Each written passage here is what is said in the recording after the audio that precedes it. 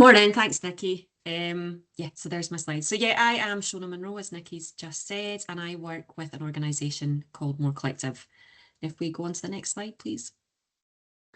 So we are a single issue organisation. We only look at digital inclusion, and we look at that through a rights-based approach and how we can minimise the impact of digital inequality, quite often through a social justice lens as well. That QR code should take you to our website if anyone's interested in scanning that. But after I'm finished talking, because I'm going to talk about quite a lot of resources as I go through the short presentation, I'll pop everything in the chat panel and I can pass it on to the organisers as well. If anyone wants more information, I can provide all the links afterwards. If we have the next slide, please.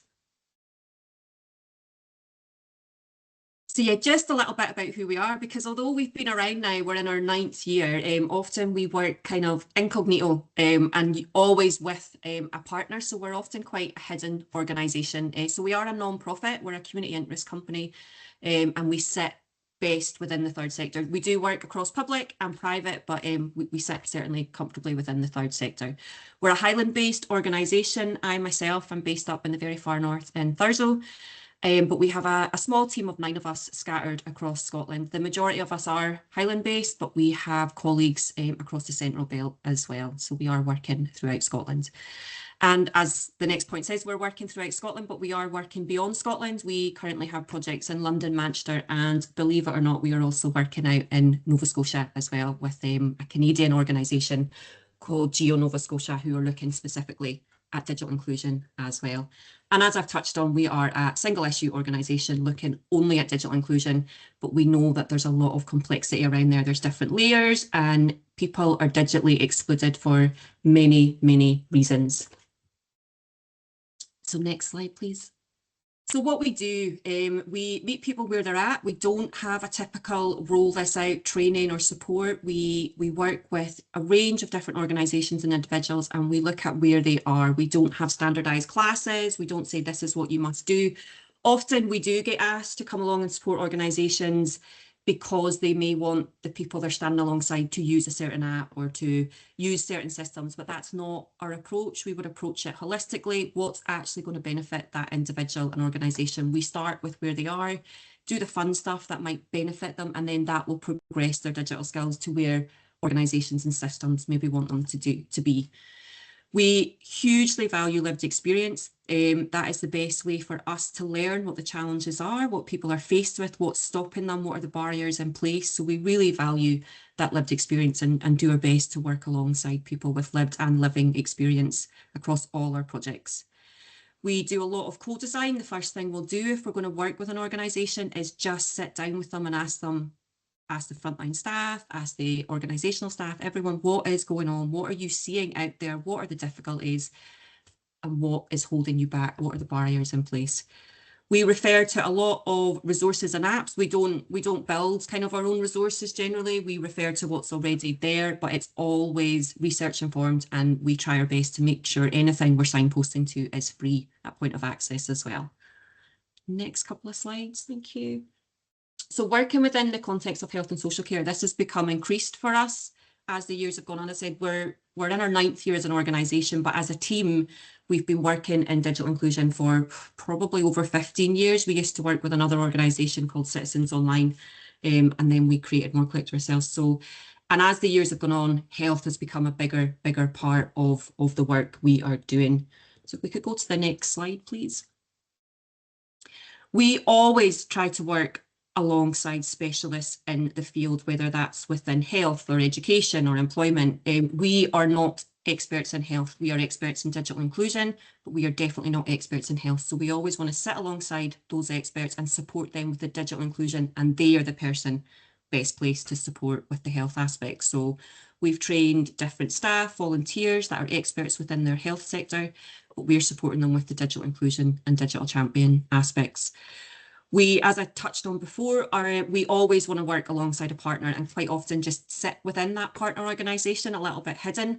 At the moment, we've got 2 different health partners with a member of the Mhor Collective team fully embedded within that organisation. So the 2 examples are, we've got Anya, who is based in Discovery College in Inverness, and that is working alongside Centred, We're a mental health charity, so she's embedded within that team to only look at digital inclusion for the staff and the people that Centred are supporting as well. So that's her full commitment to that organisation, so we can learn what their challenges are, and we can help with the digital inclusion across the organisation. And the other one is we have Eunice, based in Glasgow, and she's working with Sahelia, who are looking at the health and well-being of women within Glasgow. So she's again based within the facilities of that organisation, learning alongside them and supporting them with all aspects of digital inclusion. We've been involved in the national rollout of the Health and Social Care Digital Champions model. That is training that is available to anyone working within health and social care. They can book on the sessions for free. They're 2-hour digital champion training, and that has been rolled out over the past 12 months, and that is available through to the end of March this year. There's dates there, you can book yourself on, I can send the links, or we are more than happy if a specific organisation wants to come to us, we can do a much more tailored approach and look at just your organisation and make it much more bespoke. As I say there in the next bit, we really prefer to do a tailored informed training. So we'd speak to your organisation, find out who you're working with, who you're supporting, what are the aims, what are the challenges, and we could do a session just for yourself. So again, I can put links at the end of the session of how you can book on that free training. And if we could have the next slide, please. So yes, again, working alongside organisations, we can hopefully identify the opportunities that you may have, but we also want to learn, as I've touched on a lot, the challenges that you as an organisation and the people you're supporting have specifically. So anything we do for you becomes much more tailored, much more knowledgeable, and we understand the real difficulties that you as an organisation and the people you're supporting have, so we can make it much more personalised and hopefully make a difference that way. And the next slide. So what we do know, working across health or working across any sort of large organisation, the range of skills and confidence amongst staff is really varied. And within a health setting, staff are often being asked to support with digital skills or talk about tools or talk about apps. Quite often that staff member doesn't have the confidence themselves. Yes, they can do their work role, they can maybe sit at a desktop, but they're not overly confident with digital themselves and feel they're not best placed to talk about that. There's a lot of fear if they're recommending things. Do they really understand what they're recommending? What if that person gets it wrong? So we understand that staff themselves need a lot of support to feel confident in rolling out that support to the people that they are sort of walking alongside and supporting. So that's a big part of what we do, is try and, as I said, often we'll be asked to come and support that end learner when we have to go, actually take a step back. Have you thought about where your staff are? How do they feel about digital? Do they feel comfortable? What can we do to support them holistically, not just with the systems you're asking them to use at work, but across all their digital skills as well? We know that there's inconsistent device access, that is both within the workplace for staff, but also again for the public and the people that they're supporting. So previously, devices weren't such an issue. People could get their hands on a device of some sort, but I think now we're being asked as society to do so much digitally that we don't just need a smartphone. We maybe need a smartphone and a laptop if we're going to fill out complicated forms, if we're going to have to do our health information online. That's not always appropriate to do that on a smartphone. So we maybe need double the devices now, because of the level that we're being asked to access our public services and the information that they want and the complexity of what we're being asked to do. So device access has become more and more of a problem. We also know that data poverty is a problem. It is not cheap to have internet access. Whether that's on data sims or broadband in the home, it is really difficult to get sustainable broadband and reliable. We also know, as well as the financial aspects of data, some people live in remote and rural in the far north of Scotland. It's not always easy to access good, strong connectivity as well. And people are time poor. Staff don't always have the time to look at this. They've got a million other things to do. So somewhere, something has to give. We have to provide time for the digital aspects of the work that we're asking people to do. Next slide. So what we know, what we've learned, digital champions, they are the key. They are the trusted person. So if it's within a health and social care setting, that person already has a trusted relationship with who they're supporting. So the person is going to listen to them when they talk about digital. They are going to feel they're in a safe environment instead of a stranger coming in or being sent to a class. Specifically around health, if you're being asked to do something with your health, that's really personal. You really want to trust what you're being told and you want to do that from the person you already have a relationship with. So digital champions can make a huge difference, just having that conversation with the person you're supporting. How do you feel about digital? Where are you at with that? Just start that conversation. And digital inclusion is one's problem. We've established more and more that a lot of people think it's someone else's problem, or they can pass it here, there, or the libraries do that, or classes do that, but it's actually everyone's problem, and everyone has to do their little bit. You're not expected to fix it, but you do have to chip away and just have that conversation with the people you're supporting. Just chip away and do your little bit as well, because it is everyone's problem, but kind of no one's taking responsibility for it at the moment. As we've touched on before, we know that it helps if we can get staff to feel and volunteers to feel more digitally competent in their own skills. They're much more likely to be willing to pass that on to the people they're supporting than if they feel competent and confident in their own skills. So how do we best support staff holistically with the digital skills? And of course, we need a commitment across all levels, from the very frontline staff right up to senior level, of making that time available, making devices available, making a commitment to digital and digital inclusion. And next slide, please. So just some examples of work we've done over the past year or so. So we worked alongside the health team to look at digital inclusion and mental health. We did a lot of co-design with organisations, frontline staff within mental health to create digital champion support, but there's also a report. Again, I'll pop the report in the chat panel once I'm finished. We created a wee animation video, Talking Trust. So this is just thinking about how do we approach digital with health tools, and what kind of questions do we want to ask, or what kind of topics do we want to cover to reassure someone that it's okay to think about using digital with regards to health. We're also working on a national project called Circuit. This is designed specifically for young people with care experience over sort of from 15 upwards, age 15 upwards, and it's around making digital maker spaces. But our part in that larger project is supporting anyone that is working alongside and supporting a young person with care experience so that they can feel better equipped to support them with digital skills, because we know that people with care experience are more likely to be digitally excluded because they've not had consistent access. They maybe don't have the right device. They've not had the data. They've not had the consistent learning. So we know that young people with care experience are further digitally excluded than their peers. So we've got training available. Again, it's free to access to support anyone working in that sector that wants to learn more about how better to keep young people safe and included online. And the most recent one we've just done, we did Digital Inclusion on the Brink. We wrote a report, and that was directly on the back of the recent Audit Scotland report, which you may not have heard of if it's not within your kind of frame of work. But Audit Scotland did a report about digital inclusion and exclusion, and it was the landscape across Scotland. And further to that, many of our kind of friends and colleagues across the sector have been made redundant from digital. There's not funding there anymore, and organisations have actually folded. And there's been a lot of people have lost the work. So there's people are not there to do it anymore. The funding's not there. So we've done a report on that, which again I can add into the links afterwards. And I think final slides coming up.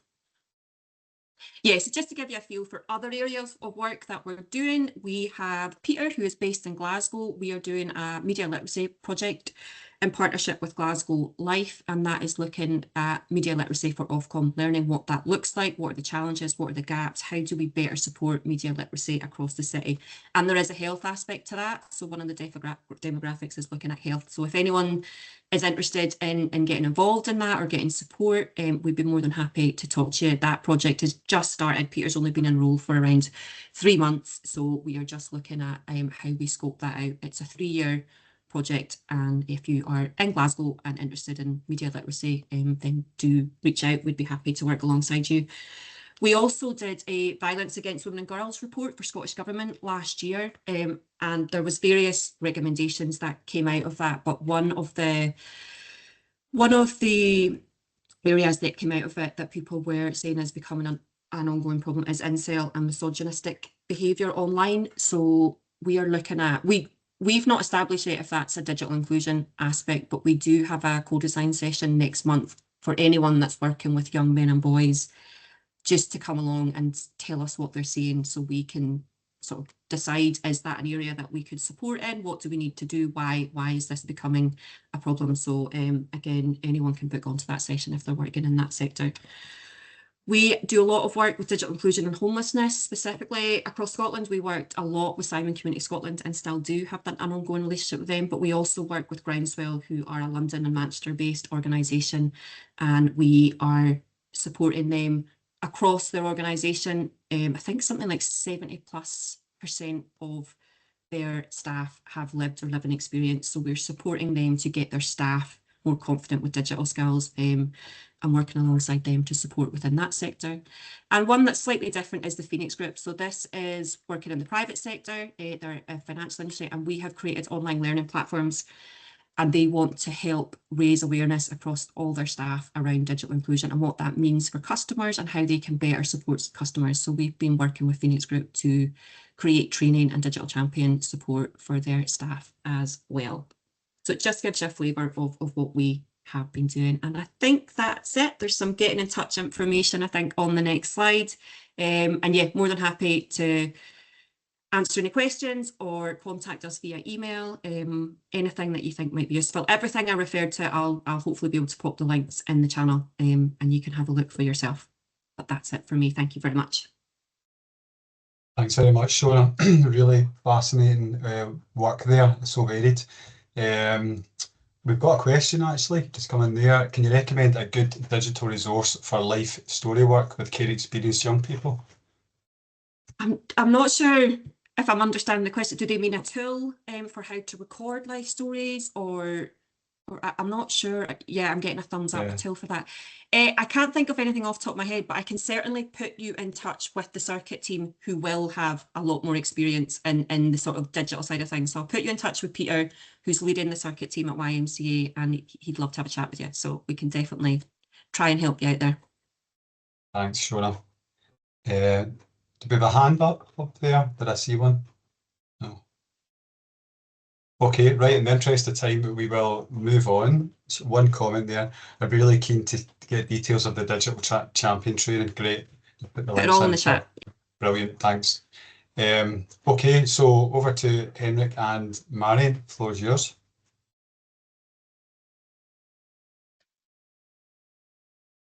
Good morning.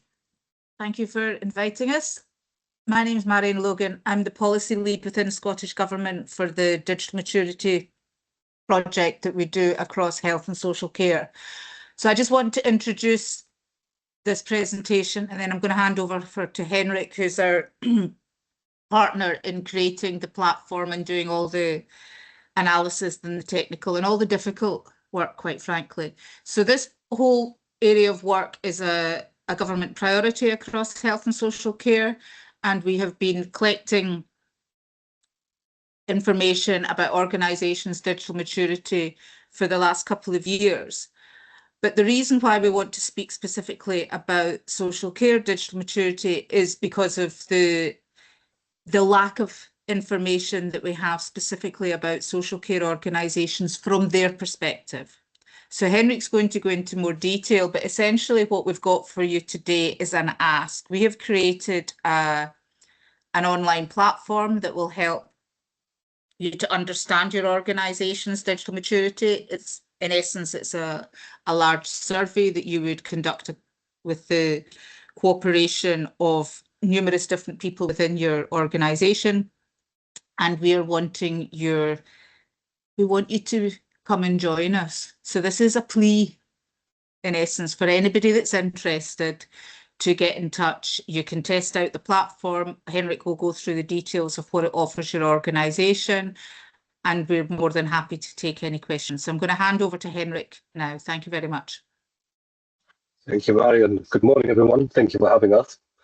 I want to talk to you a little bit about the digital maturity assessment, how it works, what it does, why we're doing it, and also what you get out of it.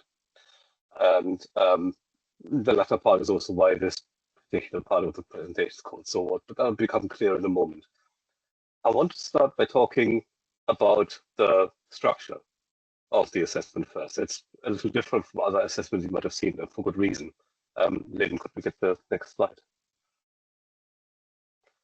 The assessment itself is really designed as a management tool for digital transformation at a high level, also at lower level. So What it does is it tells you where you are, it tells you where you're going, it tells you how fast you're going there. It shows you where there's potential areas that you might fix. It shows up low-hanging fruit in terms of digitizing your operations. And it does that across a set of 400, more than 400 actually indicators, which sounds a little scary. It's an actively managed question set. So every year we'll go in and we'll look at what questions are relevant, what questions are productive, what the people answering them, and we'll renew it. Those questions are divided into 20 categories, and these categories are grouped into 3 teams. There's readiness, which generally deals with things like leadership, governance, policy, strategy. There are capabilities, which are operational processes. So how are we achieving X, Y, Z? And how far are we achieving X, Y, Z digitally? And there's a relatively small infrastructure section which talks about the underlying assets that are needed to make all of that kind of stuff happen. Now, the reason why it works is because the questions are set up to compare against a set of definitions of what we consider good to look like, or rather what our experts consider good to look like. So for every question, it'll say, if you're giving yourself top marks, this is the sort of stuff, or this is the sort of picture that your organization will show. And you get to grade yourself along that scale. And that's quick, and it's intuitive. The other reason why it works is because it's collaborative. The best answers to questions come from the people that intuitively know the areas we're talking about. So when it comes to things like keeping records, or when it comes to things like managing assets, most organizations have people that do this sort of stuff on a daily basis. So we're not asking organizations to do a massive amount of research or a massive amount of sort of technical work or systems analysis. It's a pretty intuitive thing. Can we get the next slide? This looks a little bit like this.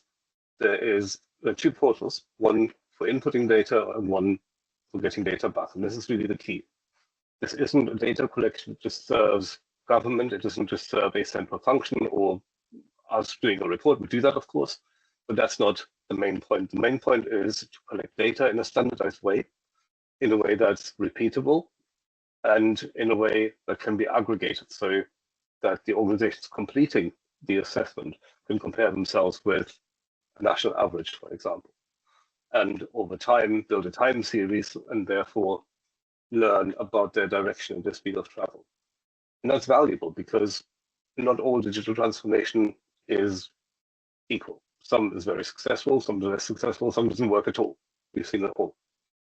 And it's important to work out what benefits you're getting from the work that you're doing. This helps because it'll give you a easy to work with score at a level that's appropriate for who's working with it or what you're working with. So you can look at this with 3 numbers, you can look at it with 20 numbers, or you can look at it with 400 numbers.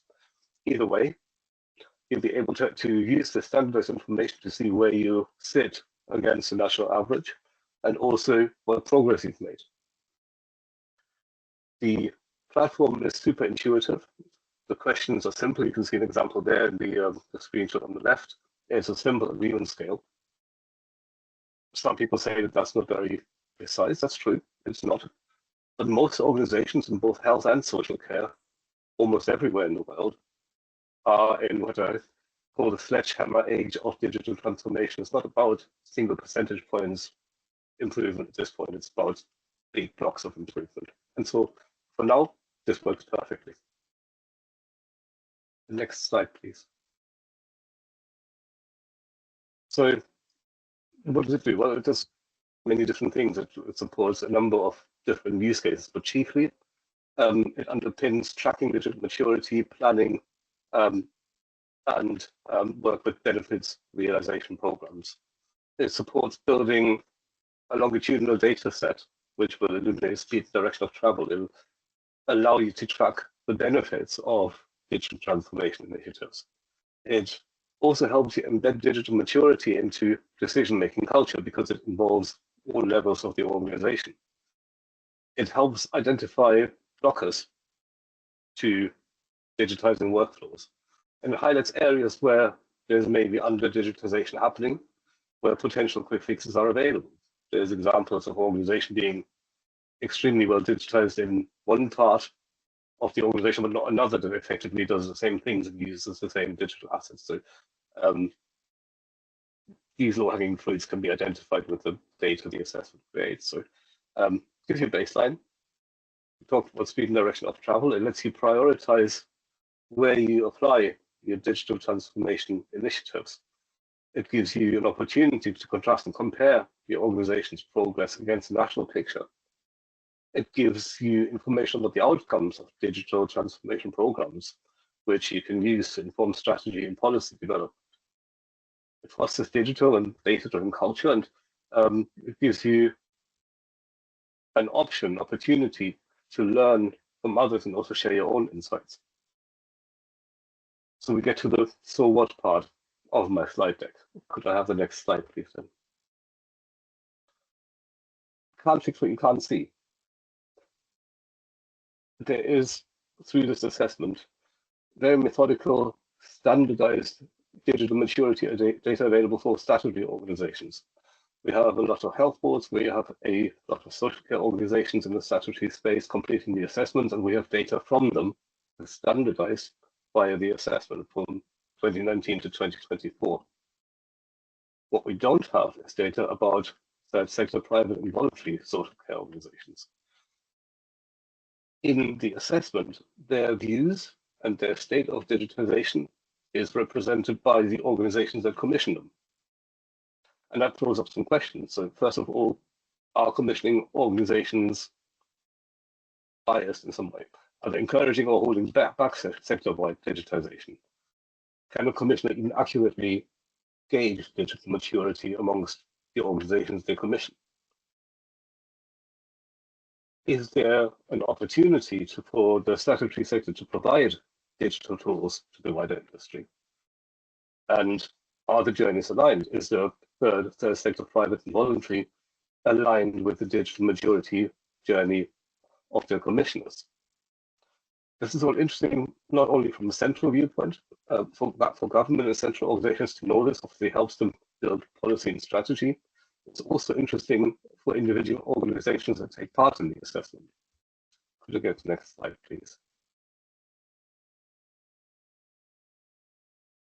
Most commissioned organizations take information about the status quo of digital maturity from contracting requirements. And this is something that we monitor in the assessment as well. There are certain requirements. Most of those that change most often are the ones on information governance. And in contracts, it will say things like you have to do ABC or you have to be capable of XYZ. And this is usually the form of communication when it comes to expectations and the status quo amongst commissioned organizations when it comes to digital maturity. But neither the requirements nor the status quo are often based on any kind of empirical evidence. They're often based on standards and strategy and policy that may not be reflected in the reality of everyday operations. Requirements tend to trail the status quo too. So what's being asked is often not everything that's needed, and it's often not everything that's possible. I mean, there's obviously no kind of tracking or reporting available that might give either the commissioners or the commissioned any kind of useful information about their digital maturity journey. Can I get the next slide? Thanks. And so what we're introducing here is wisdom of crowds. We're creating a benchmark that gives participating organizations in statutory and other places a sense of the speed of direction, a speed and direction of their journey towards digital maturity. It gives them a chance to track return on investment from digital projects. It gives them an idea to where they sit against the wider sector. It gives them an idea, it gives them confidence in those benchmarks because they're underpinned by standardized large data sets. Thank you. And yeah, so this is the so what part. There's individual benefits to organizations around internal management, prioritization, identifying winners, finding out where more work is needed. It sets you up with a view against the overall picture on a national basis. It tells you where you sit in comparison to others. Over time, it will also tell you whether you are progressing at a speed that's comparable to everyone else or not. It gives you an idea of where commissioning sits in terms of requirements, and it gives you an idea of where that aspect of digital maturity is going. It also gives central organizations an opportunity to identify where there's need for action, and it gives commissioning organizations an idea of what to expect and what they can reasonably ask. So that's it. That's the digital maturity assessment. Happy to take any questions. Thanks, Henrik. That was great. So a real opportunity to see where you're at digitally and benchmark your service against others. We complete the assessment. Have we got any questions coming in?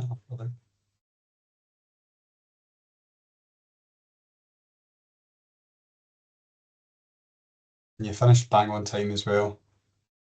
Don't see anything coming in just now, so we'll just move on to, and we'll have time for questions at the end, hopefully. We'll just move on to Hilary. Thank you. Oh, yours, Hilary. Thank you. Thanks, Nikki. Morning, everybody. Thank you so much for having me today. So my name is Hilary Lowe, and I am the Digital Workforce Specialist Lead. And I work in the Digitally Enabled Workforce team at NHS Education for Scotland. So we are the delivery partners for the Scottish Government and COSLA commissioned work called Building Digital Skills and Leadership Programme. So myself and my colleagues work across kind of various different work streams to do exactly that, build digital skills and leadership across the health and social care workforce. So what I'm going to do today is just focus in on a couple of our resources that you can see on the screen there. But I will also just take a second to tell you a little bit more about kind of our wider programme of work as well. If we can just jump to the next slide, please, Lynn. Thank you. So this is the digitally enabled workforce team. You might be seeing some familiar faces there if you've come across us before. The QR code on the screen now will take you to our digitally enabled workforce website, where you can find out kind of about everything I'm going to speak about today, but also about some of the other different kind of pieces of work that we lead on. So as well as what I'm going to talk about today, we also look at things like digital leadership, the knowledge, information and data workforce, M365, technology enabled care resources. There's absolutely loads on there. So please do go and have a look when you have a little bit more time. But I will jump right into the resources that I want to tell you about today. Thanks, Lynn. And I'm going to start here with our digital and data capability framework. So back in early 2024, nearly 2004 then, we were asked by Scottish Government and COSLA to develop a framework that essentially sets out the skills, knowledge and behaviours that are required to work across health and social care in Scotland when it comes to digital and data capabilities. So for the first part of the year, we spent a couple of months kind of researching what was already out there in terms of digital and data frameworks and sort of skills frameworks, both from a UK perspective and also looking at that kind of internationally as well. And we were able to sort of develop a draft framework, if you like, based on kind of what is also set out in Scotland's digital health and care strategy. We then tested that with users and stakeholders from across kind of various different areas of the health and social care sector. And we were able to then publish kind of a final version of our framework in July 2024. So it's been around for just about 6 months now. I am going to try and talk you through kind of the structure of the framework and what it looks like today. But what I would say is it will probably make far more sense if you go away and have a look at it yourself. And again, the QR code will take you to the site where our framework is hosted. So the site that you'll reach is an open access TURAS site, so that's where our framework sits. You might already be familiar with TOS, but I just wanted to make the point here that there is no kind of login required in order to access the framework. So you'll be able to scan that QR code and look at the framework just as you would on any other kind of normal website. A couple of other key points just to mention are that the framework has been specifically designed to apply to absolutely everybody working across health and social care in any type of role. So really, no matter what type of service you work in or what role you undertake, then the framework is absolutely for you. Next slide, please, Lynn. Thank you. So this is going to be my attempt at trying to sort of explain the structure of it to you. So the framework is made up of 6 capability areas that are all applicable to the delivery of health, social care and housing services. And you can see those capability areas on the screen there. Within each capability area, there is a set of capability statements, and they're what essentially set out kind of the skills, knowledge and behaviours that are required. And then for each capability statement, there are 3 increasing levels of digital capability that essentially describe what you should be able to do and how you should feel at each of those levels. So from an individual perspective, it's about kind of working your way through those capability statements in order to determine which level kind of most closely aligns to where you're currently at. And if we could just jump to the next slide, please. Thank you. So I just wanted to pop this in. Hopefully it just gives you a bit more of kind of an overview of how the framework is structured. So as you can see there, we've got the 6 capability areas. Each of them have got their own set of capability statements within that. And as you can see, they're all kind of colour themed as well. As you can see, some areas are slightly bigger than others and they've got more capability statements than others. Probably one thing to say here as well is that you don't necessarily need to work through the framework in one go. You could absolutely kind of break that down and just sort of work through one particular capability area at a time. Next slide, please. Thank you. Yeah, so actually hot off the press, I'm able to tell you about today our new self-assessment tool as well. So this literally just launched last week, I think 6 days ago now, so brand new.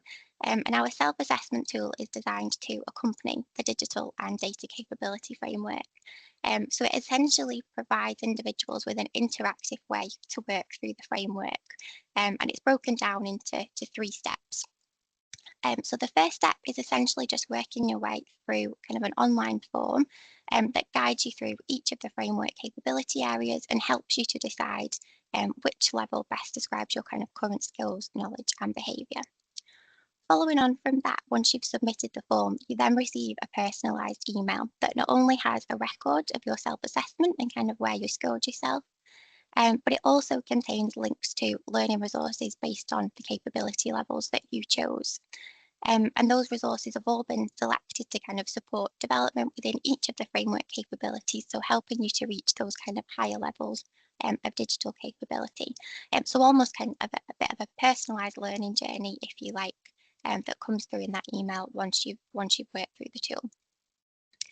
Fab. Again, the QR code to that is on the screen there, and I will also share all of the links and things afterwards as well. But I'll move on to the next slide because I've got a couple of other things I wanted to cover as well.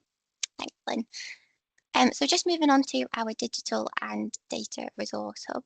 So the hub was born from some user research that we did a couple of years ago. And users essentially told us that actually looking for kind of online learning resources for digital and data skills could be quite overwhelming, and often kind of individuals didn't really know where to start with this. So what the hub does is essentially centralises all of those resources into one place. So there's actually over 300 different free learning resources and different activities on the hub. And they're all organised there by the framework capability areas, as you can see. So very much kind of broken down by topic and hopefully a little bit more kind of easy to find and digestible. For every resource, we provide a little bit of information about that. So kind of the format of the resource, and there's a huge range on there. So videos, e-learning modules, interactive tools, podcasts, kind of important guidance documents that you might need to be aware of. We also include an average completion time. So whether you've got kind of 10 minutes or an hour, there'll be something on there that works for you. the intended audience. So you will find some resources are more kind of aimed towards health, and then there are some that are more kind of focused on the social care audience. So we like to specify and just let you know about that. Whether or not you need to create an account in order to access that resource. So the majority of them you don't need to, but there are a couple of providers who you might need to create a free account in order to actually get to the resource. So we just flag that as well. We include a short description of what you can expect to find, and we also include a user rating as well. So we constantly receive feedback on the resources that are included on the hub, and any feedback is worked into that kind of user rating on the site, so you're able to see what other people thought about that particular resource as well. There's absolutely loads on there, as I say, so do go and have a good look when you get a chance. And then I'll jump to the next slide if that's okay. And I'll come on to our Thriving in a Digital Age pathways. So the pathways are very much intended, I guess, to kind of build understanding of the importance of digital in health and social care. So I guess they're probably less around sort of the techie digital skills, if you like, and more around those kind of fundamental concepts that you need to be aware of as someone who works in digital health and social care. So things like, you know, the importance of digital transformation, as Shona mentioned earlier, kind of digital inclusion is such an important topic to be able to kind of understand and wrap your head around. So yeah, the pathways cover those kind of concepts that you really do need to know about. There are 4 cumulative pathways. So we've got Explore is for absolutely everybody working across the sector. Embed is really then for anybody who is maybe in a role where you support other people, so sort of first line manager, maybe team leader kind of responsibilities. Drive is then aimed at those who are kind of in more of those leadership roles, kind of leading or influencing change across organisations. And then Shape is really for those kind of strategic decision makers who are potentially kind of leading organisations. That's not to say that you can't work through absolutely all of the pathways. You're more than welcome to. That is just kind of a little bit of a guide there. And then within each of the pathways, there are 5 steps for you to work through. And each step contains a resource, which will be something to read, watch, or listen to potentially, and also an accompanying kind of reflective activity. So often that's kind of a task for you to complete or some questions for you to maybe think about, go away and discuss with your colleagues. And again, the resources really vary. There's infographics, there's articles, blog posts, podcast videos. There's all sorts to really kind of get your teeth into there, and all kind of really interesting topics as well. The other thing to mention is that the pathways are updated on a monthly basis. So every month you'll see something new in the pathways in each of them. And we do have a kind of email notification that you can sign up to if you want to be notified when that monthly update goes live each month. And then I think that's me onto my last slide now, if that's okay. Fab. So that's the QR code again that will take you to our sort of overarching due website, where you will find all the information that I've mentioned today, and a lot more, as I say, about the other kind of different programmes of work that we sort of oversee. Our contact details are on there. I'm more than happy to take any questions now, and please do just reach out as well to myself or the team if you've got any further questions. But that's me for now. Thank you. Thanks, Hilary. Absolutely loads of resources there, loads to get your teeth into. I really like the sound of the digital and data hub with everything in one place there. I'll look forward to exploring that. So I'll just check and see if we've got any questions coming in.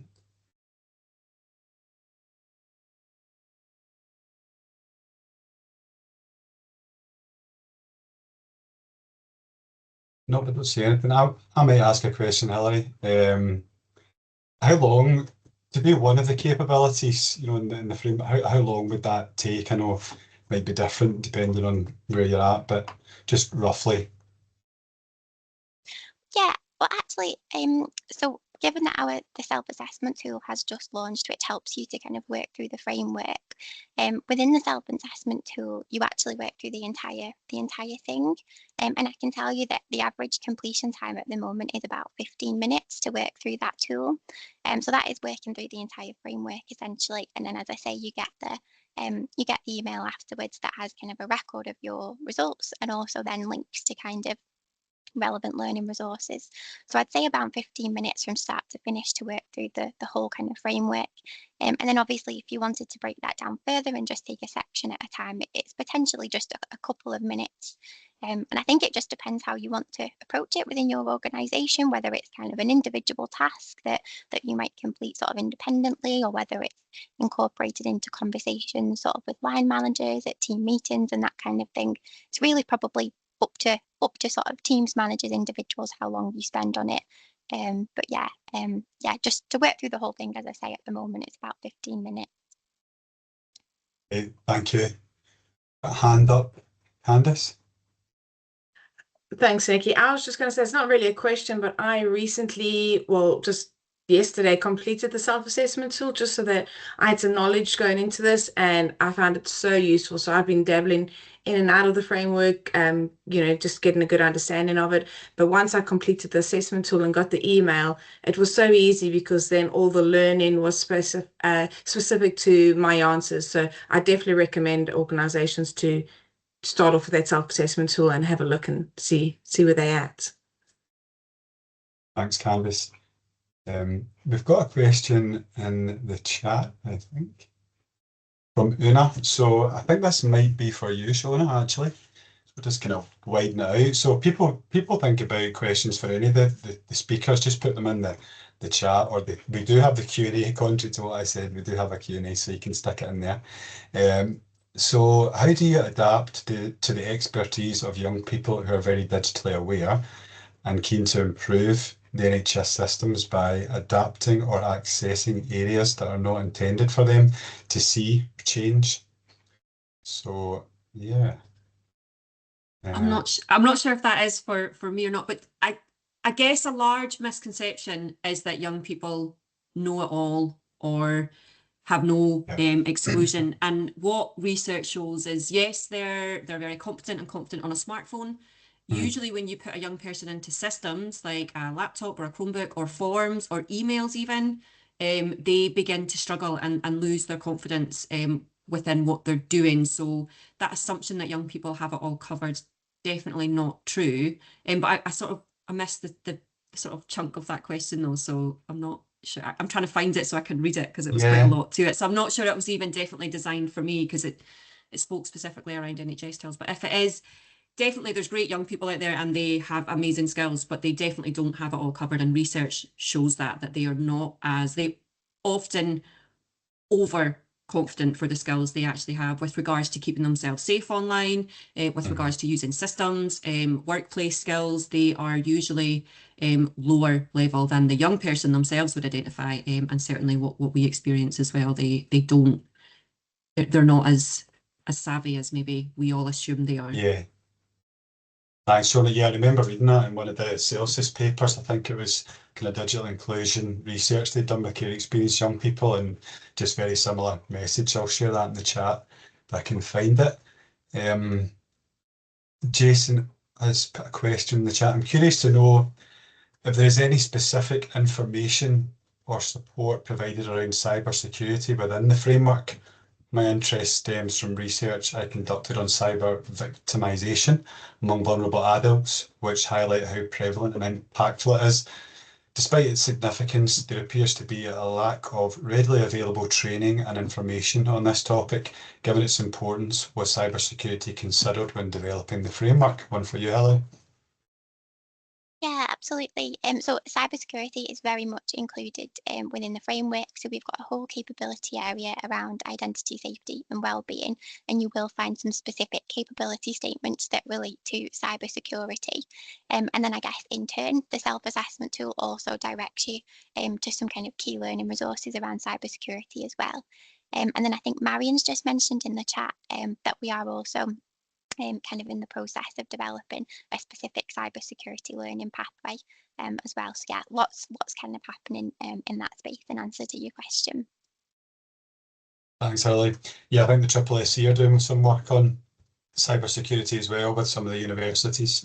So yeah, watch this space for that. There's another question here. Has the experiences from the pandemic, home working, etc., been used to provide support for team leaders to accommodate both neurodiverse and neurotypical team members in digital tech and introductions?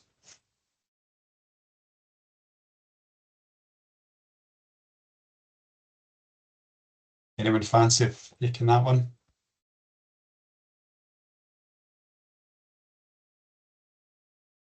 Don't know.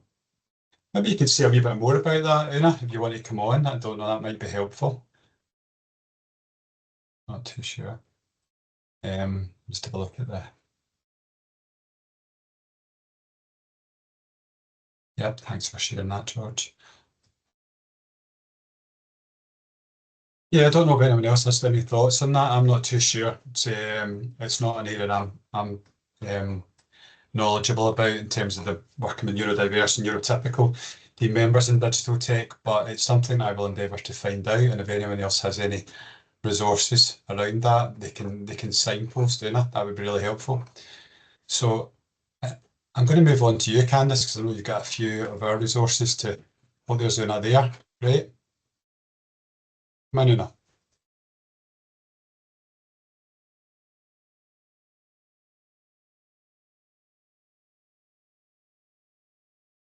Sorry, my mic only just appeared again.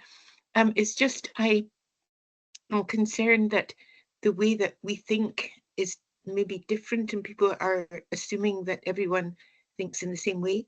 And particularly in a team of somebody I've found who is has neurodiversity, may be very, very confident in working with digital tools, where other people with a different type of brain thinking may find it really difficult. You know, the word intuitive is used as though everyone has the same intuition.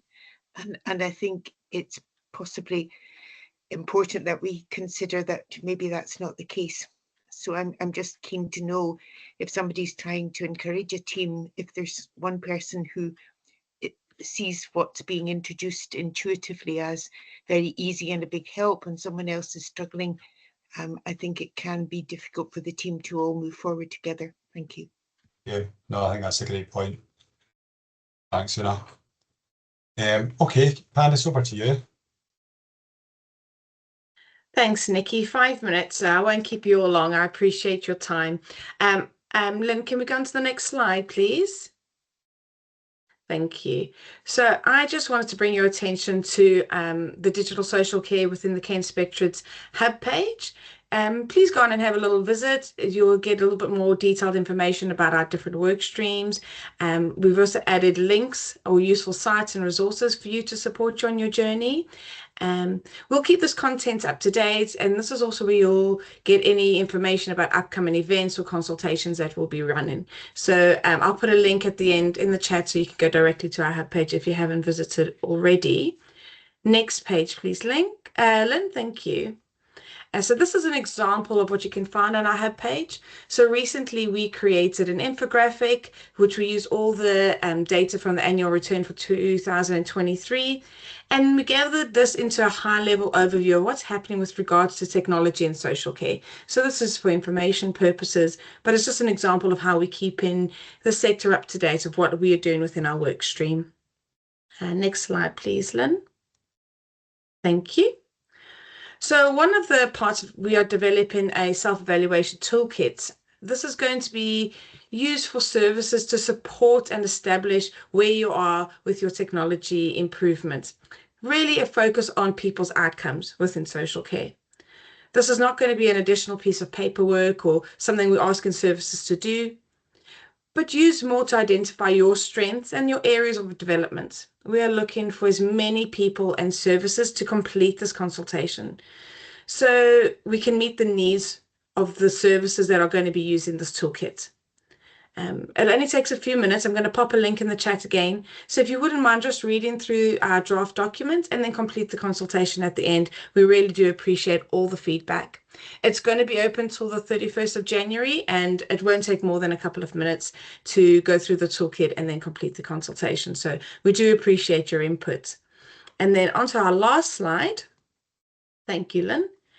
So we are part of the Improvement Directive with the Care Inspectorate, and we support improvement within services, but we need to do improvement ourselves. So if you wouldn't mind scanning the QR code, or again, I'll put a link in the chat at the end, just taking a few minutes to complete our evaluation form. This really does inform what we produce content-wise in the future. There's a section where you can add things about speakers or content that you would like us to discuss in our upcoming webinars. So yeah, we really would appreciate you filling out those evaluation forms for us.